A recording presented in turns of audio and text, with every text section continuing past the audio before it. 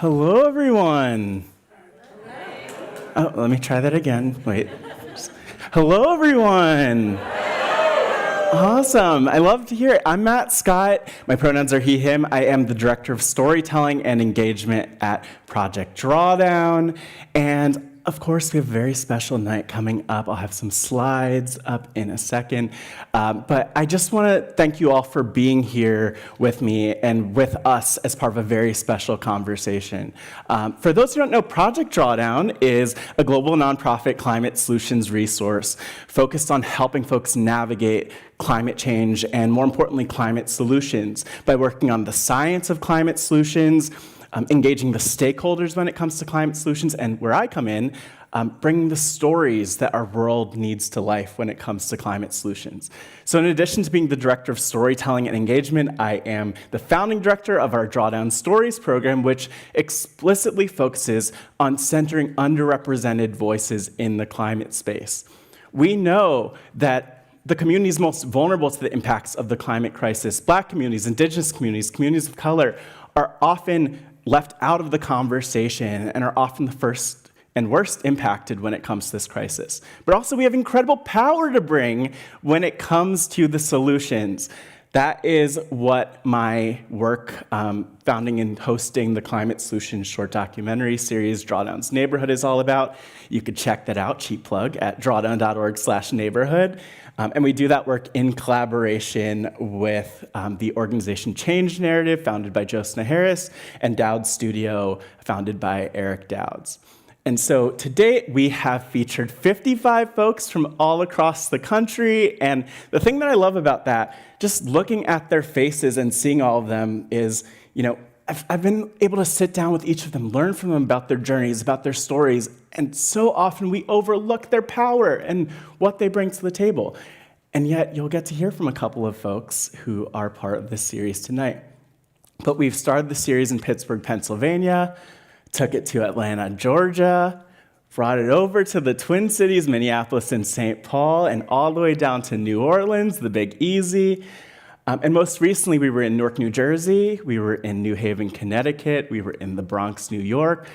But I think the reason why we're here is because now the series features the one and only San Francisco Bay Area and 7 new climate heroes who I'm thrilled for you to meet. And so before I introduce our 2 guests tonight, here is the trailer for our Drawdown's Neighborhood San Francisco Bay Area series. My name is Grace Anderson. My name is Ashia Ajani. My name's Lael Camargo. Hey, my name is Erwin Rivero. I'm Cesar Cordova. I'm Anna Oliva. Hi, my name is Lauren Wan. And I'm helping the world reach Drawdown. And I'm helping reach Drawdown. I'm helping reach Drawdown. And I'm helping reach Drawdown by making wave energy a reality. By combining ancestral knowledge with STEAM curriculum for young people. By bringing artists and storytellers to land stewardship. By resourcing Black-led climate solutions. By making the Bay Area a more resilient and energy-efficient place to live. By accelerating clean energy adoption across the Bay Area. By helping local communities reduce carbon emissions in the transportation sector.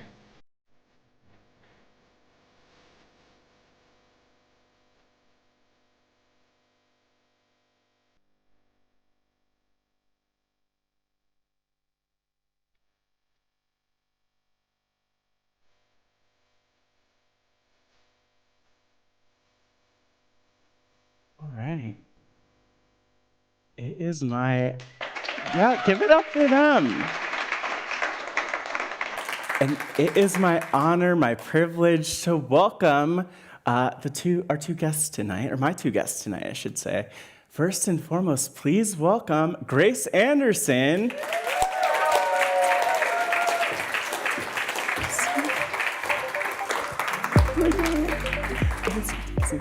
And Ashia Ajani.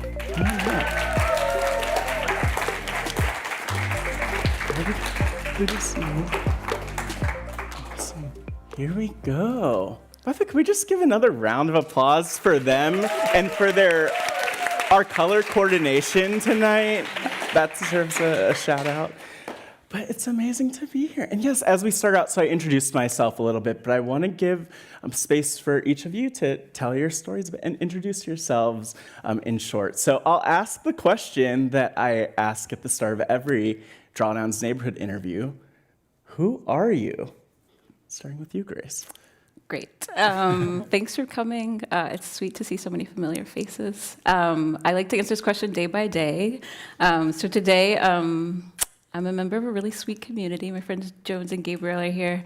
I have a lot of sweet chosen family around me. I'm a new fellow at the Rockefeller Philanthropy Advisors, and it's good to see those folks here, and thanks for supporting me.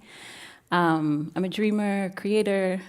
I live very much in between like the intersection of like Black dignity and imagination and kind of creating from that space. And just started an organization a year ago called the Lupin Collaborative, which is for Black trans folks, Black non-binary folks, and Black women, and creating our own climate solutions and really like self-determination in the climate and environmental space. So yeah, that's who I am today. I love it. Who you are today. I like that you said that. As a Gemini, I think it also it switches day by day. Yeah, I'm a writer. I'm a climate educator. A lot of my work centers on Black narratives and Black relationship to land and environment. I'm also really fascinated with, I feel like it's important for me to say, I'm very fascinated with bugs. And bugs show up a lot in my work because bugs are incredibly important pollinators, but they are also incredibly efficient disease vectors. There's kind of like that sort of dualism that I like to think about and play with. And when you think about environmental justice concerns around bugs, I think that there's really important and necessary meat to get into about relationships between humans and bugs. So I'm a bug enthusiast, I suppose. I'm a cat parent. I'm a gardener. I'm feeling very excited because my passion fruit vine just started flowering and it started producing fruit for the first time. I'm very excited. And I think I'm also stepping into my power a little bit as a archivist of sorts. I think that there's so much knowledge to be learned from past environmental activists, even if they would not self-describe as such. Caretakers, land stewards, folks who are involved in these spaces. And it's important for me to preserve and think about those stories and what they mean to us today. I really appreciate those introductions because each of you brought in so many different aspects of yourself. And one thing that I think is just so important to acknowledge, and I posted this flippantly on social media when I was posting about this conversation, but I really do feel like just by being here, we are contributing to history, making history, whatever you want to call it. It's not often that there are stages, one, of 3 Black people and of people just of our identities showing up. And I think that that's so important to recognize that those spaces don't often exist, especially if you don't have, like millions of followers or a Nobel Prize or something incredibly exceptional. But I also really love, Ashia, how you brought in all of these different aspects of who you are. I will say I have your book, right, or your poetry book right here, your chapbook, heirloom right here. Yeah. And thank you for sending that to me and getting it to me. But one thing I want to ask you both is just, I recognize from my own experience, and I know that it's so different for each of us, that being here, being in this space, like carrying my identities in this space, that so often I have struggled with like not necessarily seeing myself, or the imposter syndrome, which I know people of a range of identities feel. But I would love to give space for each of you to share like who or what has made that space for you to show up and be in this climate movement and make the impact that you're making. Maybe beginning with you, Ashia. Yeah, absolutely. And thank you so much for the book shout out. It actually, who I'm going to say really connects because there's a poem in my book called Porch, and it starts with an epigraph by Fannie Lou Hamer. Fannie Lou Hamer was the founder of Freedom Farm Cooperative, which started off as a pig bank. She was also a voting rights activist, a feminist. And I don't know, I think that there are some terms that we use now that might not have been as applicable to her. I don't know if she would self-identify as, but I would also argue a disability rights activist. She had what was colloquially called during the time a Mississippi appendectomy, which was a non-consensual hysterectomy. And this occurred a lot during that time, currently ongoing in a lot of prisons. And this is one of the things that really led her to action, seeing the overlaps and the intersections of these various issues. Because for me, environmental justice and climate justice and climate change, they're not separate issues. They're interwoven, they're interrelated with issues of reproductive justice, with disability justice, with voting rights. And to see her run a Black-owned, a woman-led cooperative for 10 years during the 70s, like that's some real star power. And every time I feel like I want to give up or that I don't want to continue this work anymore, I'm like, listen, Miss Fanny got it. Yeah, you got it too. Okay, Grace. Great. Yeah, many things. I am inspired on a daily basis. I let a lot of things move me. I'm quick to cry. But I think right now, I think about the lineage I come from and how many Black folks who were stolen from Africa needed to survive for me to be right here. And that inspires me. I'm like, oh, so many people had to fight and resist for me to be sitting here in this moment. So that inspires me. Connected, I've been really inspired by the work of Christina Sharp, who wrote In the Wake on Blackness and Being. And her whole theory is that the Atlantic slave trade happened and the wake left behind the boat is all the aftershocks of slavery. And that's the work that we need to do in this moment. We're constantly feeling the aftershocks and impacts of slavery and working in the wake and bringing people out of the wake. So that's inspiring me right now. Also, yeah, I don't know if you've ever read The Book of Awe by Dr. Keltner. He pushes us to find awe and delight in every moment. So that's laughter in the grocery store with a little kid, or watching my plants unfurl. I get a lot of joy from ferns unfurling, the fiddleheads, and all of that comes together, the theoretical Blackness work, and also just being in community, and then also just the natural world kind of come together to blow my mind. I think it's powerful, Grace. As you mentioned all that, it brings my mind back to when we did our interview for Drawdown's Neighborhood and being in your home, in your space, the incense burning, the beautiful representative portraits and posters on the walls and everything. And I think it's so important that we have comfortable spaces, right, just to be, right, but also to share our stories, to show up fully. And when I think of who has really made that space for me, and there are so many people, right? We could be here for the next hour going on and on about folks who paved the way and all, but I often share the story of my dad, Moses, who grew up in the civil rights era in Prince Edward County, Virginia, at a time where Black students and white students went to schools separately. The schools were segregated, and Black students had schools that didn't have great resources at all, often, one-room school buildings. White students had much more. And even after Brown versus the Board of Education struck that down, the Virginia government wanted to preserve segregation so much that they closed the schools in 1959. They closed the schools in Prince Edward County for 5 whole years. So those Black students in Prince Edward County did not have access to school for 5 whole years. And I share that story often not as one of victimhood, because so often, I know I've met people who look at me and approach me as a victim, as opposed to as the survivor, as the hero that I know I could show up and be.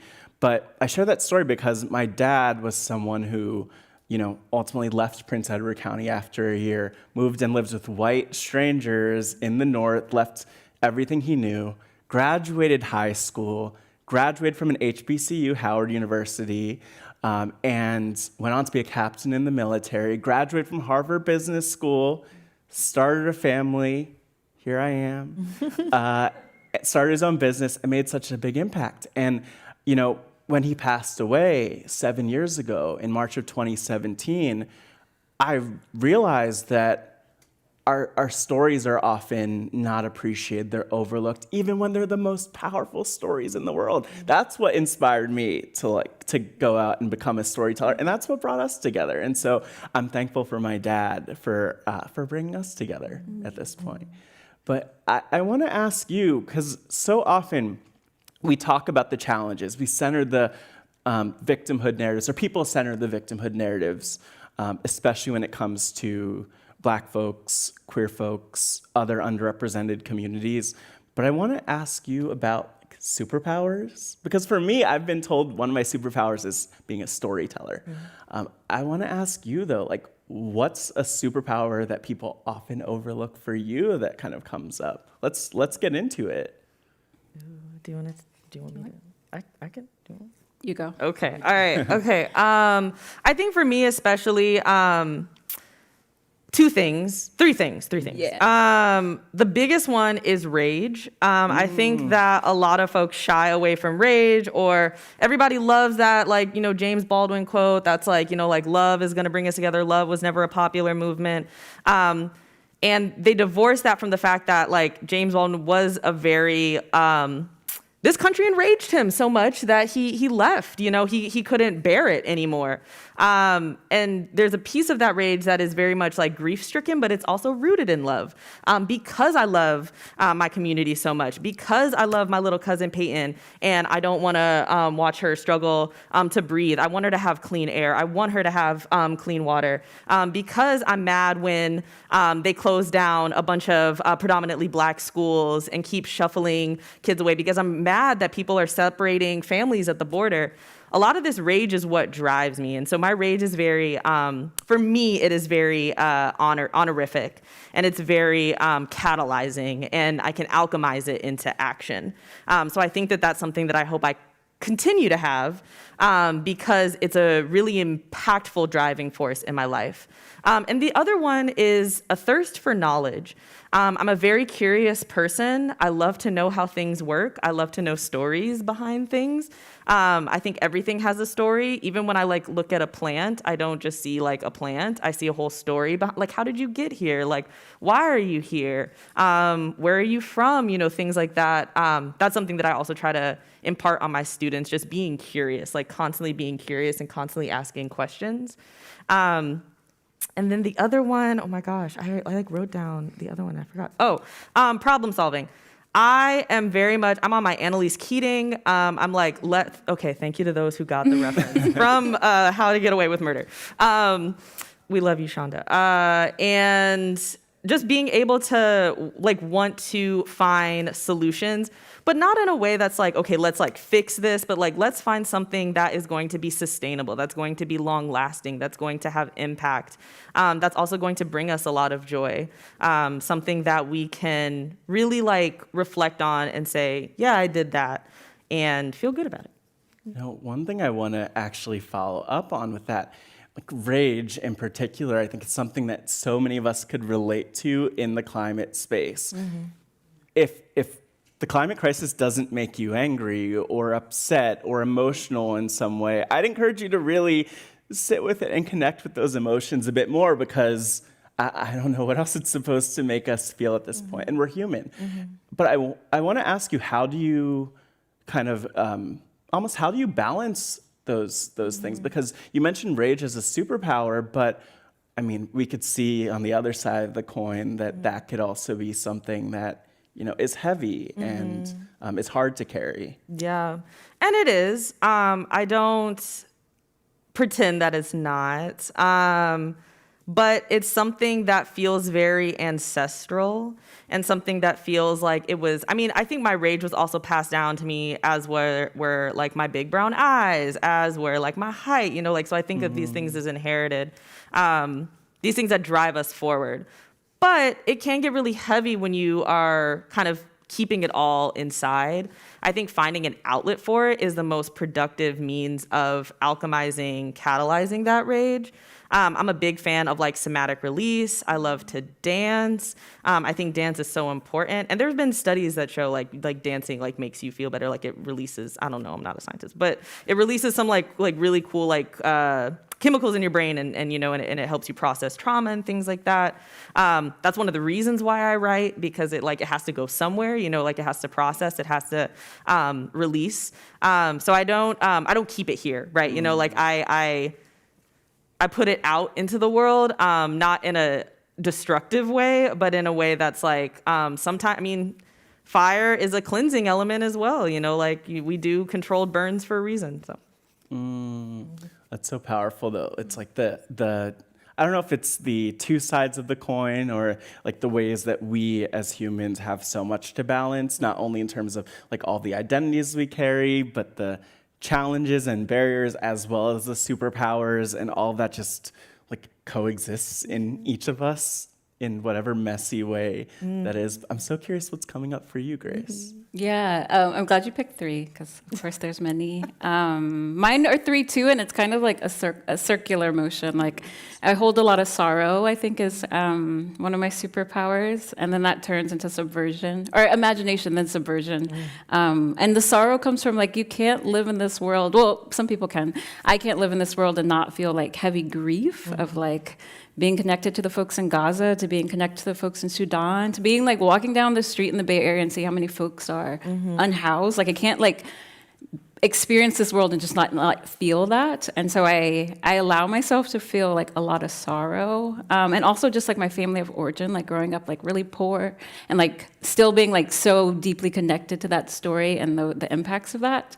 Yeah, I feel like I've seen the extremes of like, of what people can do and be, and so I try to hold that sorrow. And I was thinking back to my like teenage emo years where I like like really went in with like a lot of deep emo and ska music and a lot of dark makeup, and that girl is still in here just like sad and ragey, but also like I think as I've gotten older I'm like, okay, this is all made up by like, this is someone's imagination we're living in, right? Like, I really love that meme that says, like, we could have created anything and a white man created credit scores, because I'm like, why are we living like this?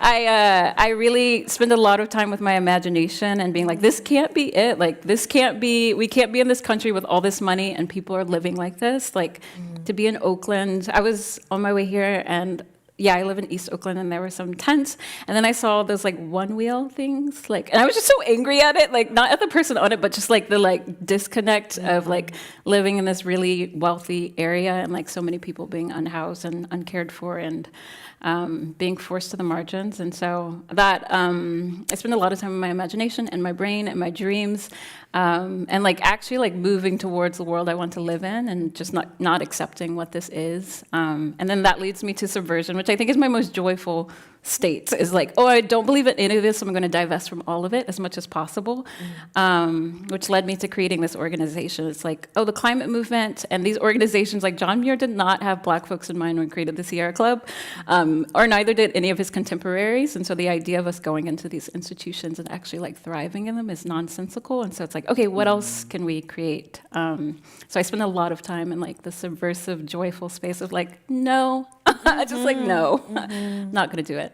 Oh my gosh. I'm just, it's amazing to hear what you're sharing, and we could go in so many different directions, but like just knowing you and even just experiencing like the ways that you create space for imagination and for visioning and all of that, I think is something that I hope everyone can have access to, that we all have a right to imagine. We all have a right to make space for a world that's beyond what we immediately see on social media in our immediate environments. And we'll get to what that future looks like. But something that really comes up for me, especially in hearing, well, in both of your responses, but in what you shared, Grace, is I would love for you to paint the picture a little bit more. You mentioned like not accepting what this is, but I'm curious from your lens, like what is kind of the status quo, and you know, you could even get into where we want to go. But I'm so curious I would love if you could paint a picture of what you're kind of seeing from where you stand or sit. In the climate space. Yes. Yeah, I think it's just replicating like the same like stratification and like channeling of funds and resources to the people who got us into this. Like it's like yeah, I think it's a lot of like when we look at who's being funded and who's being funded like quite abundantly and without like scrutiny, it's often like white men and white women, and it's people who don't come from like frontline communities, but like go study them. And I saw this like new meat company, like a fake meat company, shut down, but they shut down with like $20 million in the bank, and it's like, oh my gosh, these Black organizations are asking for $5,000, and like having to go through 10 pages of reporting for that. And so I think it's just like a replication of what we know of American capitalism, but like now in climate, which is terrifying. But like we know it, and I hope we can do more to resist it. Yeah. And I will say, if you are a company that's shutting down with $20 million in the bank, I know a few organizations that could definitely use that. I'm just saying. But yeah, I'm not even a question there. I'm just so curious what's coming up for you, Ashia, with all of this. Yeah, I really appreciate that you named that discrepancy. I think as well-meaning, I'll give them the benefit of the doubt, as well-meaning a lot of these orgs want to be, oftentimes a lot of the same dynamics are repeated where Black folks and other people of color are carrying the brunt of the labor, and then other people are kind of getting funded to be in offices and deputize or whatever, and it just repeats the same kind of extractive relationship to land that I think we're trying to avoid. And I think one of the biggest things that we have to confront if we're thinking of the climate movement as like a collective movement is there's a lot of preoccupation with peace and law and legality, and I think what that does is oftentimes prolongs the problem. It refuses any sort of engagement with some very serious questions about what are you willing to give up? What do you need to give up? Even if you aren't willing to give it up, what do you need to give up? There is like this whole, hashtag listen to Black women. That didn't happen. If you look at a lot of the artists, the thinkers, the cultural workers that you love so much, a lot of them died in poverty. A lot of them died sick. And so I think that there's a really big reckoning that needs to happen if any sort of meaningful and any sort of long-lasting and sustainable change is to be had within the climate movement. One thing that in the face of all of that gives me hope is meeting or seeing or connecting with people who are pushing the change that we need to see. And that's one reason, I love knowing both of you, like truly on so many levels, because like if only a Grace Anderson and a Shia Ajani were in these spaces, like these spaces could be radically different, or at least they'd be thinking differently and acting differently. That's a whole other conversation too about who we really need in power. But for me, what gives me hope is so many of the people. Earlier on, I showed the image of the 55 folks that I've been so thankful to interview and connect with and meet and get to know and follow and admire through Drawdown's neighborhood. That's what gives me hope more than anything, seeing the people who are doing this work, even beyond the traditional leaders who we might amplify and celebrate at times. In the face of all of the issues that you talked about, I'm just curious, not even to assume that there's anything that gives you hope, but is there, how do you find hope, and what does hope look like for you? Yeah. Hope is a discipline. Mariama Covey, right? Yeah. Hope is a discipline. And I tell myself that every morning. I really think that you said it. I mean, it's little things like listening to my little cousin laugh, hearing her bicker with her younger cousin is so funny to me, because it's oh wow, I went through that too. I see myself in you. People who are really doing the work. There's a quote by Ron Finley, who's the guerrilla gardener. He's just plant some stuff, just go ahead and plant some stuff. Folks who are out in Bayview Hunters Point organizing their own cooperative grocery stores. Folks who are the pothole guys who are going and filling up potholes because the city won't do it.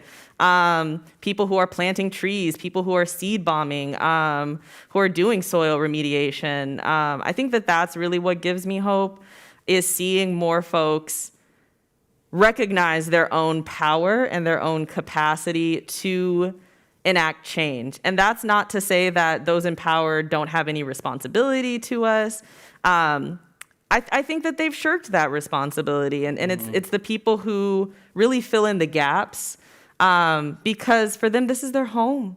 It ain't no other. You know, I haven't felt a love for a city as much as I have being in Oakland. That's not to say that other people don't love their cities, but people from like people from the town got like a lot of pride, and I completely understand why.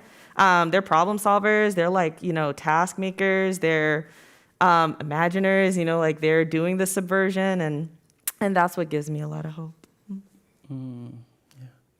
I love Oakland too. I love Oakland. Yeah, just thinking about Oakland. I get a lot of hope from practicing the world I want to live in with my people, you know, like, and small community. It's like, oh, how do we practice like resource distribution? How do we show up for each other, like in sickness? How do we like practice for the world we're like moving towards? Like I think a lot about Miriam Kaba and other abolitionists who are like, oh, we need to make time to practice and to like actually feel into the world that we want to live into, or it'll be here and we won't be ready for it. So I find a lot of hope in just like how my friends and I show up for each other, how I like see neighbors taking care of each other, and how money's being moved like outside of the nonprofit industrial complex that like is a wild time, but like, yeah, how people are moving money in like lending circles in East Oakland even. Yeah, I get a lot of hope from that of like, oh, we're already doing it. I want it to scale, of course, right? But like it's already happening. And that gives me a lot of hope. You know, something that, I mean, between everything that both of you have shared that's come up for me, but something that I actually want to just ask you about, Grace.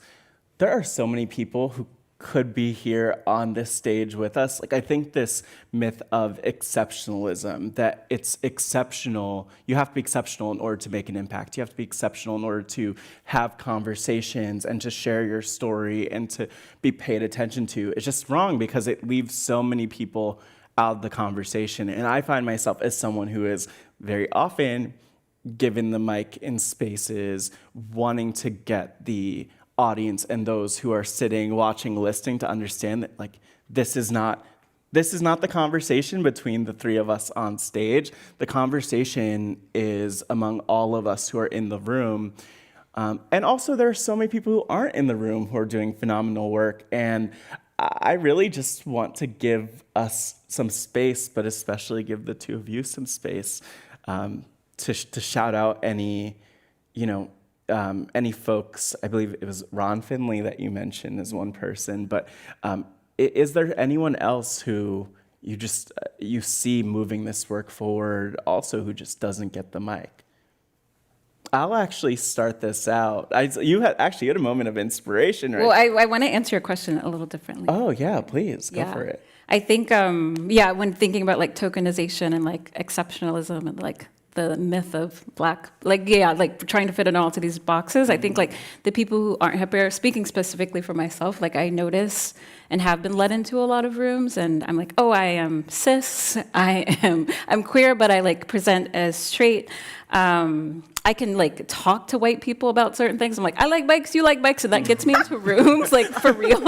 Like, and I've been very like professionalized. Like the beginning of my career, I was really tokenized and like given these like professional skills that do get me into these rooms. And so thinking about the people who aren't here, who are like accented, undocumented, trans, queer, fat, like I feel like there's just like this like just like a repetition of like of who's like let into these rooms. And I'm very mindful of the ways that I've gotten into rooms and my ability to have specific conversations and like to code switch and to ask for what I want, because I have been really reinforced. And so when I think about people who aren't here and like the work that we need to do, it's like whatever Black person you see in the world, they deserve like the same respect and dignity that I'm given. So I think about that a lot of like who's not here, like both like in identities that are continued to be like blocked out. And I feel like my work is to like open the door and then we're all coming through. Yeah.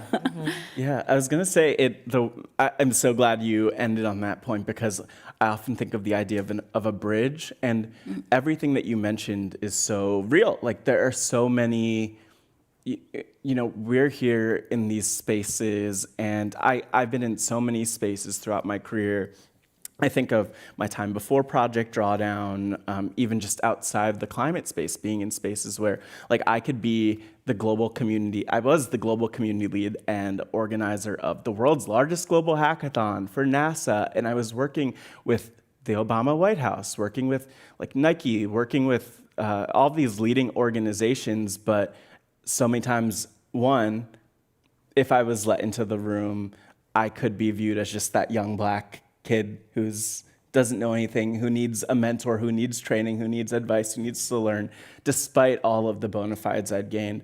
But also, everything you said is so real of like the, you know, how I speak getting me into spaces, how I learn to communicate. Like those skills have opened doors for me, and I think that something I aim to do in my work and something I'm always so thankful for in my work at Project Drawdown is that over the last almost 4 years of doing this work, Project Drawdown really, just shout out to my team for giving me the space to do what I'm doing and the trust and like to hopefully give more space for like more and more folks. And like we're here on this stage, right? But then like let's use our power to bring other folks in, right? I see you nodding, Ashia. I resonate with a lot of what was said.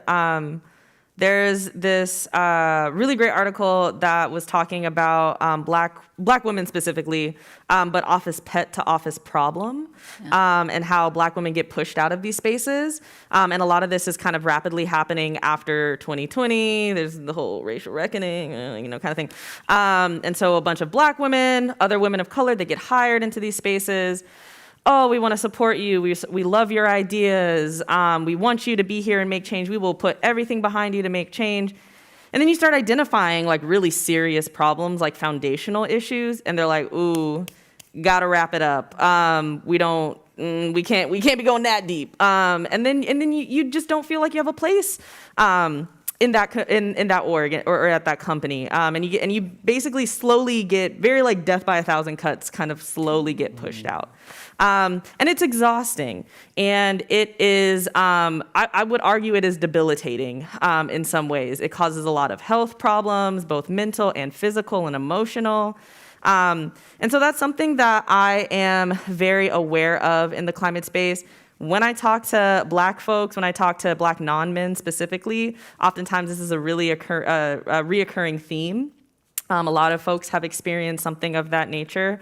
But then I think about, people who have carved out their own way, like Miss Margaret Gordon of West Oakland Environmental Indicators Project, Isaiah Powell out at Dragon Spunk and Bayview Hunters Point, folks like my grandma who didn't take no mess, and to just be able to do that in a way that feels free and liberatory and not beholding to someone else's vision is so rare. And I think that that's something that I admire a lot about you, Grace, is that I think that both of us in different ways, we see ways to cultivate this space where it isn't that constant, oh, I have to act this way, oh, I have to present this way, oh, I'm gonna go ahead and do 20 minutes of meditation in the bathroom so I can mentally prepare to go into this meeting, kind of stuff. And to find a place where you feel free, not only like as an individual, but as a community. Being able to feel free in community is such a blessing and such a pleasure. And that's something that really just came up, for me as y'all were chatting. I love that. I love that too. Yeah, I don't know. I'm ready for the love fest. Yeah, can we do this all day? Let's just go back and forth.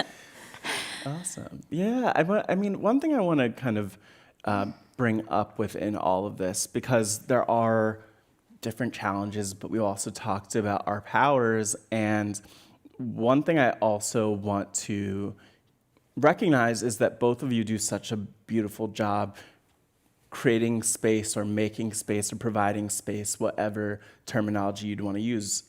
Ashia, like in so much of the work you do, like one thing that comes to mind for me is I think of youth, but I'm sure there's so many other communities you're making space for. And Grace, you've talked about the different communities you're making space for when it comes to the Looping Collaborative. But I'm just so curious from both of you, how do you go about making that space for folks? And even more, I'm curious if there's a piece of advice you have for our audience to make space for the communities that you center in the work that you do. Grace? Putting you on the spot. I'll talk about Lupin because I think that's how I can do it right now. I started the Lupin Collaborative last year. In a lot of ways, it's like a formalization or like a institutionalizing my own career trajectory. I started as a park ranger, then I lived in Wyoming and did climbing and backpacking for a while. Then I moved to the Bay, worked at the Sierra Club. It ripped my soul out. I co-led an organization for Black, Indigenous, and people of color called PGM1, which is a racial affinity space for folks of color in the environmental and climate world. And I did that for 4 years. And when I left, I approached a foundation, again, like had the dignity, support, and backing to approach a foundation, say, if you fund me for 18 months, I'll create something. And they did, and this is 2020, so they did it. Which I will also say, this is one of the things that when you first mentioned this to me about yourself, I was like, what? Wait, what? Could we pause? Like you approached a foundation and you told them what you wanted to do and the resources you needed to do it, and they actually provided you with that. Like that is such a novel concept to me because I'm not used to that happening for, I mean, unfortunately for like people like us, right? Yeah, faking it till I make it. A lot of that energy. Yeah. But yeah, I've been really supported, you know. I feel like when I started leading PGM1, a lot of people were like, we respect your work. And at that point, like affinity spaces weren't that common. And so I got a lot of support. And so when I approached this foundation, the Hewlett and Pisces Foundation, they gave me a chunk of money to live off because I was like, I don't have a family safety net and I don't have like family backing, but I need time. If you give me time and space, I can create something. And so I created the Lupin Collaborative, which is for Black women, Black trans folks, Black non-binary folks in the climate and environmental space. And essentially it's like, we just need time and resources and that's it. Like we don't need to go into these institutions. We don't need to be your DEI managers. We just need time and space to create the solutions that we already know because we're embedded in our communities. And lupin plants, if you see them, they're like stocky purple plants, and sometimes they're yellow and they're Presidio, and they're nitrogen rich, and they put oxygen back in the soil for other things to survive. That's what Black people do. If you look at like St. Helena, when it erupted, the whole hillside was cleared, and then lupins were the first plant to come back. They're pioneer species. They make the oxygen rich and other things and come back. So I'm like, if we resource very directly and abundantly the people who have had to learn to survive and build, like when in a world that's not built for them, then that's when the solutions will come, because we continue to like pump money into these organizations like, oh my gosh, you've been around for 100 years, what have you done? And so I'm very dedicated to like that very specific population of people, because we are so pushed out, but like anytime we are resourced, like our resources never stay with us, they fill a community. So that's how I'm making space. I'm being very deliberate and very intentional and not scraping by, I'm going to raise a lot of money for this and do it really well. How much money? I would love to raise, 25 million is my starting goal. I'd love to be endowed. I'm going to put that into the universe. All right. I like the specifics of that too. And I'll just say thank you for the work you do. Thank you for existing, for all of that. But yes, I'm curious from your perspective, Ashia, how that resonates, but more just back to that initial question of how do you make that space, whether it's for youth or others that you center in your work? Yeah, I think I will answer in two ways. I'll answer youth, and then I'll kind of think a little bit beyond youth. We don't think of them as so, but youth are an oppressed class themselves. They do not have rights in many cases. They're beholden oftentimes to the desires, the legal frameworks of the adults that are in their life.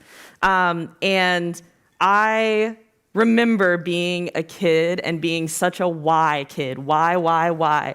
And people just being like, that's just the way it is. And then me also being in my emo bag, being like, but it shouldn't be though. And this is making me very sad, but I have nowhere to put all of this because I am a child, because I am a young person, because I am a teen.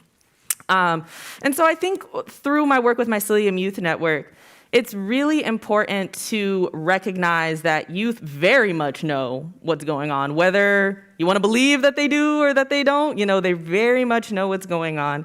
And we have a very big moral despair issue in our classrooms that is not just climate related. But again, climate is not a single issue. It's overlapped with so many other things that they are seeing. Like you said, a lot of the youth that I work with, they have family that is unhoused. They see people who are unhoused constantly. They deal with gun violence. They deal with interpersonal violence. They deal with a lot of these things, and they see a lot of these things going on.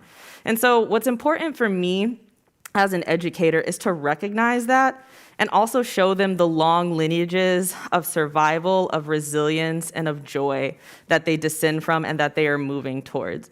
We always say, oh yeah, children are the future. You guys are gonna be creating the future. A lot of the youth that I talk to, they're very worried about the future. They're like, what future? And that breaks my heart, but I also don't wanna lead them astray. And so I think just being very honest with them, but also being very honest about what is within our capacity, what we can do. As a collective, as like a whole humanity, there is so much power in our refusal that we don't even realize it. I don't think that boycotting is the answer to everything, but there are boycott lists that are going around. There's ways that we can distribute resources to each other that are not just financial.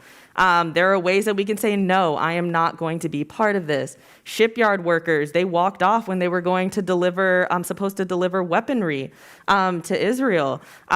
Folks are refusing to buy new technology.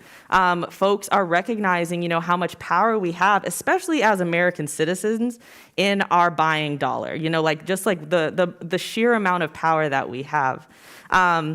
And I think that, no is a complete sentence. No, I am not going to do that. No, I am not going to participate in that. No, I am not going to be neutral. No, I'm not going to let that happen.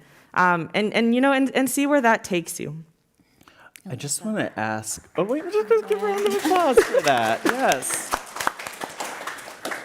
I love that. And I love, as you talk about the future, the picture that you're painting for that. And before getting to questions from our audience, I actually Grace, want to know from you, what does that future look like? The future that you hope that we could build toward, in short, because I'm sure there's a full picture that you could paint of that, but what are some of those things that, as we build those spaces where we all could show up, as we build those spaces where folks who traditionally haven't been afforded belonging could show up, what are some of the traits of that future that you want to see and to build even?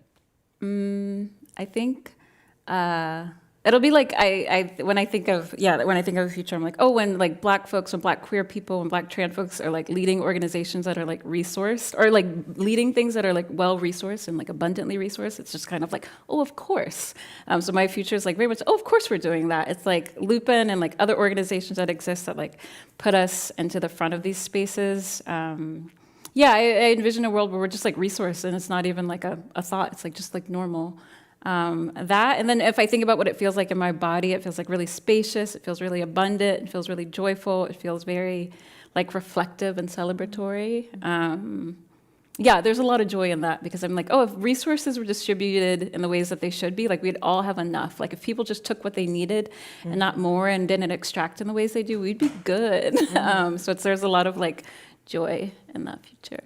I love that. And for our response, I just want to say that we only have time for a few questions. So I would love if Celia and Ais, I hope I'm saying that correctly, and Nicole could come up to the mic that we have over here. I'd love to see. All right, I see one person, two people. All right. And so in that order, beginning with Celia, if you could line up at the mic, and I know Megan from is right there. But I just want to acknowledge, I love what we've talked about here, and one thing I want to also see, not only in the future but in the present, is like thinking of all the folks we have in this room, I look out and I could see every single person here, and I hope that each and every person knows that we are talking to them, regardless of your age, regardless of your background, regardless of how this resonates. I am in front of so many rooms so often talking and sharing this work and sharing episodes of like Drawdown's Neighborhood and the like, and sharing our stories and reflecting conversations like this. And sometimes I walk away and I'm like, wait, did anyone even hear what we were talking about? Like, is anyone going to do their part to use their power to help build this future that we're talking about? And so before we get to the questions, I hope for a future, and a very near future, where each and every person that sits in the room with us could say, okay, here's how I'm going to show up and support the mission and the vision that these folks are talking about. Yes, we have our first question. Hello, and thank you to all three of you for being here, and thank you for doing what you do. It's incredibly important, as I'm sure you know. I am a filmmaker, and I'm a futurist, and I'm also an Oaklander, so there's that. But a lot of my work, so as a filmmaker, my work is pretty much living in the realm of science fiction. And increasingly, it's science-informed science fiction, and increasingly, the climate and the environment is a part of the stories. I don't see how you can effectively or authentically tell stories of the future without the climate and the environment being part of that. So my question to you is, because I want to get at some nuts and bolts, some of the things that I sort of speculate about in my stories. What are two practical things, sort of beyond recycling and composting, that people can do in their everyday lives to effectively address climate chaos, in your opinions? Labor strike. Yeah. Collective labor strike, because I saw that some folks were like, what? And I would say learning a very practical skill, whether that be sewing, growing food, a craft. So I'm thinking like building furniture, like carpentry. Yeah, those two things. Right on. Great. I would say get to know your neighbors. There's that report by the American Red Cross that like your neighbors are going to be your first responders, and if we move to like climate disaster, it's like, oh, we should know our people, who's around us, who's down the street, who's in our building. So really putting energy into get to know your people. I would say I have one thing that you could do twice. Okay. Two for the price of one. So one tool that I really love that's really from the Japanese concept of ikigai, which is for the reason for being, and it's been popularized more by Ayanna Elizabeth Johnson, is the climate action Venn diagrams. So for those who don't know, it's really giving space to think about what brings you joy, what you're good at, and what's a problem that you want to contribute to solving. And I think when people think about even like divorcing it from the climate crisis and all, what brings you joy, what you're good at, and what's a problem you could address, that you find something that's so deeply resonant and a purpose and a way of showing up that goes beyond what I could tell any person. So often people are looking for the silver bullet solution, and so often the solutions that people talk about are not the solutions that we actually need to address this climate crisis. And so, one thing in general I'd say to do is that deep exploration and learning. Look to credible resources, look to the science, but also look to the activists for inspiration. But really think about what brings you joy, what you're good at, and where there's a problem you could solve. And that's where I would tell people to show up. But to do that twice, you could do two different things within that. So I love that question. Thank you very much. Thank you. Thank you. Thank you. Yes. Nice. Hi, I'm a rising senior, and I'm here with the Youth Advisory Committee for Commonwealth. So it's my first day here. And I'm a youth, so I kind of like relate a lot to the whole issues of like climate change and youth and like taking the control as a youth in this society. So I'm like leading my school's environmental club. And what I wanted to ask you guys is how you think that like you would recommend based on like your personal experiences, both in like your professional life or like just in your lives in general, how you'd recommend taking action, like even in small ways to make a difference for climate change, considering like the world we live in and how despairing it may seem. Mm-hmm. Well, I'll even say up front, I think that the kind of what I shared with that last question definitely applies there.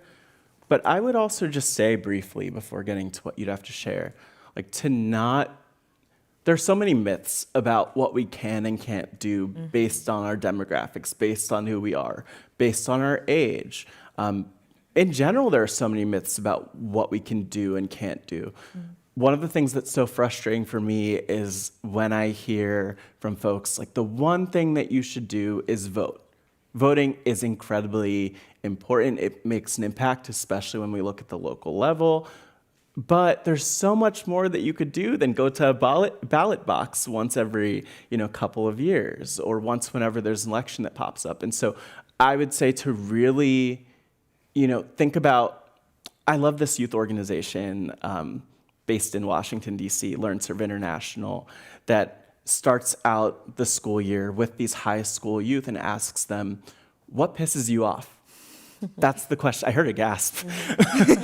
But they ask them, what pisses you off? That's the question. And what's so beautiful is that every single student has something that comes to mind. And then over the course of the year, they work to develop projects that respond to those issues. And so I'd say, look at what it is that makes you upset and do something about it. You can. No one can stop you if you have the determination to do it and if you know what the problem is. And there are so many people who are willing to help you be collaborators in that process, fellow youth and others who support that. I was just like asking why. I love to question authority, and I think you're like, why are we supporting? Like, why is that the supplier for this thing in our school? Like, why is it that we have to do things in this way? Or like, I think just like asking a lot of questions will help train your brain around like, oh, we can create something different. Or like I think a lot of what we know to be true is like, again, like made up. And so I think like finding any cracks and the way that things are done to like further climate solutions is what I would do. Just ask a bunch of questions, like keep asking questions of like, why? Yeah. Very much echoing what Matt said, kind of flipping it a little. What do you want? Like, what do you want to do? I think that's something that everybody should ask themselves. But I think also, like as a youth, what do you want to do? And don't like limit yourself. Don't like think, I think sometimes we are like, oh, these are the bounds that we are in. So I have to be practical. I have to think about this like that. What do you want to do? And then kind of like work backwards. So what are the steps that you need to take to get there? That's one. The other one is, especially when it comes to schools, and this is a tricky situation, but a lot of times, and it's not just schools, but it can get a little tricky with schools. A lot of them don't do anything until their funding is impacted or something that's going to save them money. Do with that information what you will. Thank you. Good. All right, and I know we have one more question from Nicole.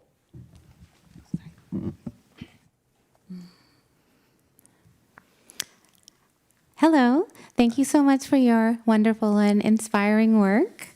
I was wondering if you think that spending time in nature can help to heal trauma and can help people feel inspired and empowered. And if you've had any success in bringing people out into nature in new places in the forest or the oceans, etc., that might be healing for them. Thank you. I mean, I immediately think of you, Grace. I'm sure I know we both have answers. All have answers to this, but yeah, Grace. I don't think spending time outside is inherently inspiring. A lot of people have trauma in the outdoors. Yeah, a lot of different, I mean, I could name like most groups of marginalized people. So I don't go out and I don't encourage folks to go out unless there's like a deep desire and want to. And then I think like supporting people in finding their own relationship with nature and the outdoors. Like, I mean, I find a lot of delight in it, but I'm not very prescriptive and like, you should do this because it's traumatizing, it's scary to be alone outside, like Black folks aren't welcome outside. Like, it's just, there's a lot there, so I am not prescriptive in saying like nature is inherently inspiring, but I like to do it and spend outside. Very similar to Grace. I feel an inherent sense of calm when I personally am in a forest. I also know there are certain family members that I just can't take out there because of their own histories and their own legacies with trauma. So I think that having a trauma-informed relationship to nature, or if you're going to do things in a group, like have that sort of like mindset. I will also say, as an educator, I do think that it's very important for young people to get outside. So I try to encourage them, but I try to make it as like easy, and like not like, we're not going to be out here like, like starting fires and like fishing with sticks and stuff. And, we're not going to be doing stuff. We can do that, but we're going to ease you into it first. And kind of like having that sort of like ease into relationship to nature. I also am someone who loves a good city. And I think that one of the things that I try to do, I do some walking tours with my city, and we do eco mapping. And so we look at nature that's already inherently around us. And so it might not be, like a big, beautiful beach. It might not be a big, beautiful forest, but it might be a big, beautiful tree. Or we see a new kind of flower that we'd never seen in the neighborhood before. Or if I'm a big fan of Lake Merritt. Like, maybe we'll see some cool birds. Maybe we'll see some, just something that like inspires you. And then I have, because multiple truths can coexist at the same time, I also do think that a lot of the students that I work with, they come from red line neighborhoods that have been purposefully divorced from nature. Trees have been cut down in many Oakland neighborhoods, many Black neighborhoods across the United States in order to promote surveillance. So a lot of these things are overlapping and interconnected. So when I think about, nature as like a place, I don't think of nature as a place to go, but a place that we're inevitably bound up in and have a lot of influence on, and should think about how we can better create that correlation both in the city and, elsewhere. This is so fascinating because I have a very similar answer to that question. And in short, I would just say, like, meet people where they are. We all come with different identities. We all come with different cultures. We all come with different interests and hobbies. And I often joke as someone with allergies, like some people just have really bad allergies and don't want to spend time out in nature, which is true. But also at the same time, we have to recognize that, not everyone's entry point is going to be the same. Not everyone's way of processing, everyone's ways of processing trauma are different, right? And I think what's so important to recognize is that as healing as nature and connecting with it can be at times, for many folks, there are deep traumas that come up. This idea of even just being afraid of being in nature, afraid of going outside. I think of a number of the interviewees that I've met through Drawdown's neighborhood. Clara Katongo, who now works with trees in Pittsburgh for an organization called Tree Pittsburgh, who grew up being afraid of forests. Mm-hmm. I think of Whitney Terrell, who works in the Twin Cities with the Sierra Club, who mentions like just having that fear as a Black woman. And I relate so much to that I just wish people would ask, where am I? Where could they meet me? Rather than kind of assuming and putting something out there that, they might think is a blanket solution, but that actually doesn't engage everyone. I think the most inclusive way for us to show up is asking people where they are and where we can meet them and giving them a space to express that. Mm-hmm.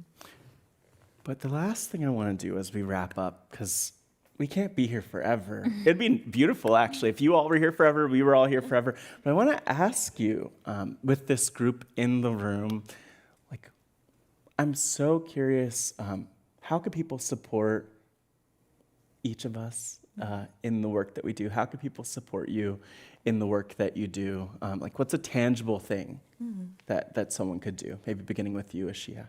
Yeah, absolutely. So I'm here as an educator with Mycelium Youth Network. I'm also here as an independent writer, so I'll answer for both. For Mycelium Youth Network, we are a youth-focused organization that does climate justice education work in a number of ways with young people. We are always looking for ways to get in more schools, to access, to make this work accessible for more youth. Always looking for funding sources. So I'll be hanging around if you want to talk, or if you have ideas for different sources that can go directly to our youth.